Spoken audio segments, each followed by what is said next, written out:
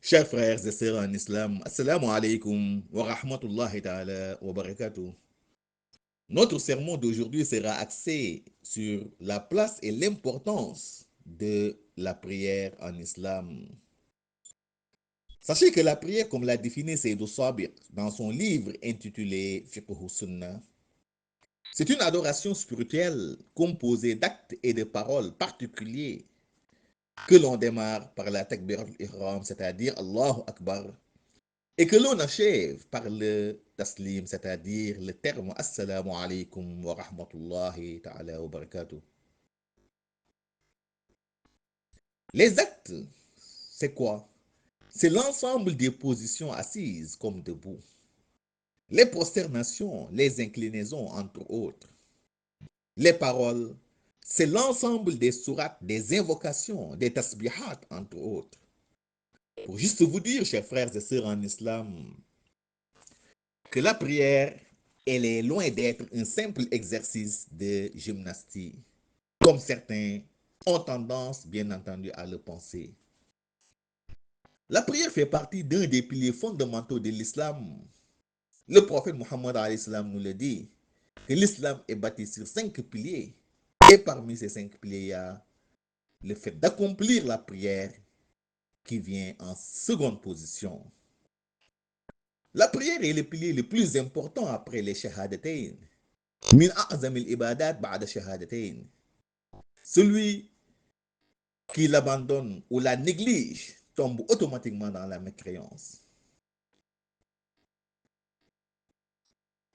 Allah subhanahu wa ta'ala nous dit dans le Saint-Coran, Munibina ilayhi wa taquhu wa aqimu salah wa la takunu min al-mushrikin. Revenez repentant vers lui, craignez-le, accomplissez la prière et ne soyez point parmi les mushrikines, c'est-à-dire les associateurs. La différence entre un musulman et un non-musulman, c'est tout simplement l'abandon de la prière. Le prophète nous le dit, sallallahu alayhi wa sallam, Al-farqu bayna muslim wal kafir tarku salah. Ce qui fait la différence entre un musulman et un mécréant, c'est tarku salah, c'est-à-dire l'abandon de la prière. Si une personne cesse ou néglige la prière, l'islam ne la considère plus comme un musulman. La prière, chers frères et sœurs en islam, est le pilier de la religion, qui ne peut s'établir sans elle. C'est pourquoi le prophète nous dit, sallallahu alayhi wa sallam, As-salatu imaduddin, man aqamaha faqad aqama din, wa man tarakaha faqad hadama din. La prière est le pilier fondamental de la religion. Celui qui l'accomplit correctement aura établi la religion. Et celui qui la délaisse aura négligé la religion. Allah subhanahu wa ta'ala nous dit de bien veiller à la prière et d'y être assidu surtout. Hafizu ala salawat wa salatil wusta wa qumu lillahi qanitin. Soyez assidus à la prière. Soyez assidus à la prière, surtout en ce qui concerne celle dite médiane, c'est-à-dire salatul wusta. Et tenez-vous debout devant Allah subhanahu wa ta'ala avec humilité. Et la prière médiane, selon l'unanimité des ulémas, c'est la prière de 17 heures, ya'ani salatul asr. La prière nous éloigne des turpitudes et des actes immoraux. Allah nous l'a dit, وَأَقِمِ الصَّلَاةَ إِنَّ الصَّلَاةَ تَنْهَى عَنِ الْفَحْشَاءِ وَالْمُنكَرِ. Accomplis la prière, car elle nous empêche de commettre des turpitudes et des actes immoraux. De ce fait, si le fidèle accomplit la prière et continue à s'engouffrer dans des turpitudes comme le vol, l'adultère, le shirk, entre autres, cela signifie que sa prière n'est qu'un simple exercice de gymnastique. Donc, chers frères et sœurs en islam, soyons assidus à la prière, c'est très important. La prière est, si vous voulez, le premier culte que le serviteur devra en rendre compte au jour dernier. Si elle a été bien accomplie, le serviteur sera admis au paradis. Et si elle a été mal accomplie, le serviteur sera admis en enfer. Le prophète Mohammed nous le confirme. أول ما يحاسب عليه العبد من عمله صلاته فإن صلحت فقد أفلح وأنجح وإن فسدت فقد خاب وخسر. Le premier culte que le serviteur devra en rendre compte au jour dernier, c'est la prière. Si elle est bien accomplie, ce sera sa réussite. Et si elle a été mal accomplie, ce sera sa perte.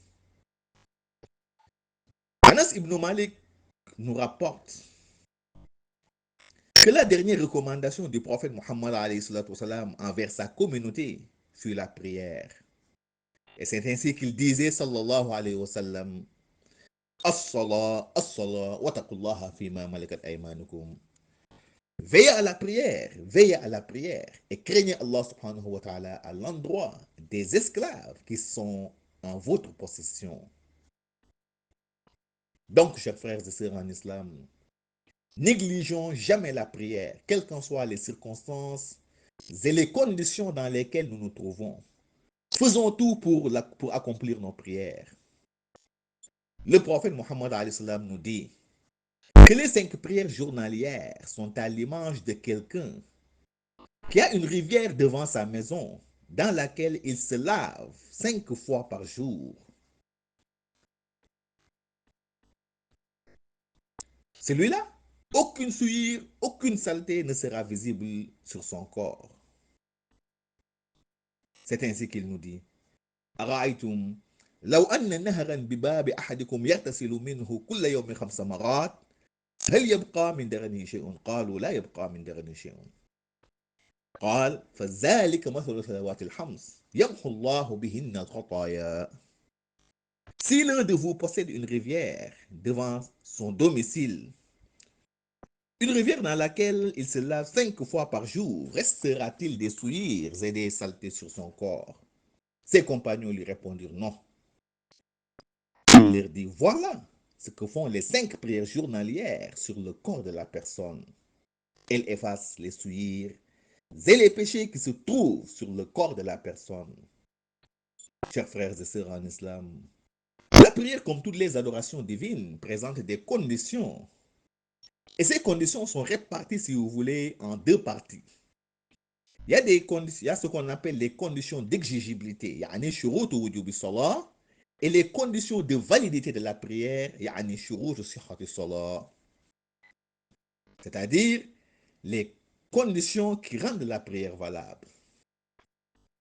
Pour les conditions d'exigibilité, il faut que la personne soit un musulman convaincu d'abord. La prière n'est pas exigée chez un non-musulman. Allah nous l'a dit.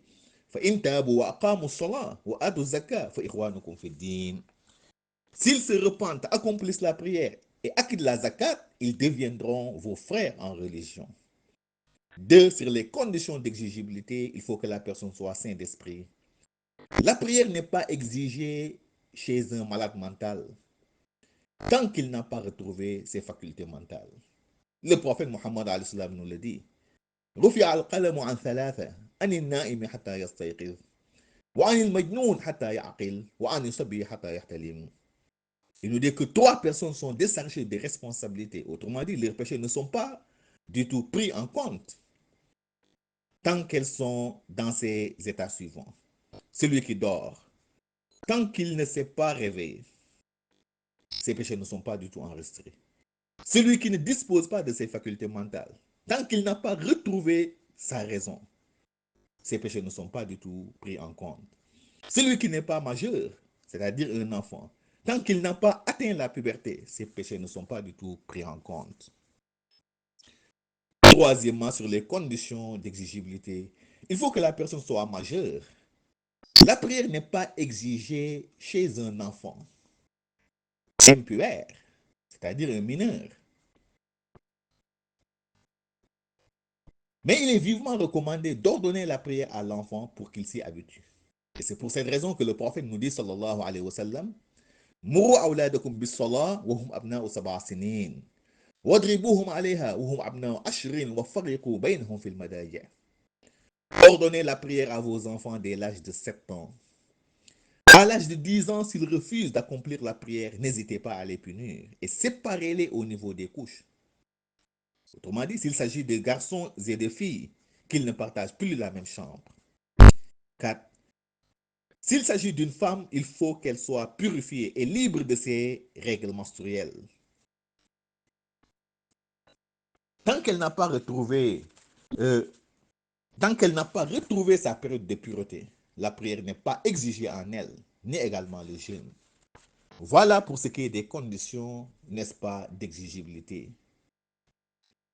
Maintenant, pour ce qui est des conditions de validité, يعني شروط صحة الصلاة, les conditions qui rendent la prière valable ou valide, il y a l'arrivée de l'heure de la prière, يعني دخول الوقت. Il faut impérativement l'arrivée de l'heure, n'est-ce pas, pour que la prière puisse être valable. Allah subhanahu wa ta'ala nous le dit dans le Saint-Coran. Inna salata kanat al mu'minina kitaban mawquta. La prière demeure pour les croyants une prescription qui doit s'accomplir à des heures bien déterminées. Et on a demandé au prophète Muhammad alayhi salatu wa salam, Ayyul a'mali ahabba ila Allah ta'ala. Quelles sont les actions qu'Allah subhanahu wa ta'ala aime le plus? Il répondit, As-salatu ala waqtiha. C'est le fait d'accomplir la prière à son heure. Deuxième condition, n'est-ce pas, de validité, il faut remplir les deux formes de purification rituelle, à savoir taharatul hadath wa taharatul habath. Tant que ces deux formes de purification ne sont pas respectées, la prière ne sera point valable. Allah subhanahu wa ta'ala nous dit dans le Saint-Coran, Wa in kuntum junuban fattaharu. Si vous êtes en état d'impureté, de janaba, purifiez-vous. Autrement dit, faites vos grandes ablutions avant d'accomplir la prière. Et le prophète Muhammad nous dit à ce propos, La yaqbalullahu salatan bighayri tahur. Allah subhanahu wa ta'ala n'accepte une prière sans une purification digne de ce nom au préalable. Troisième condition de validité, c'est le fait de couvrir entièrement ses parties intimes, yani satrul awra.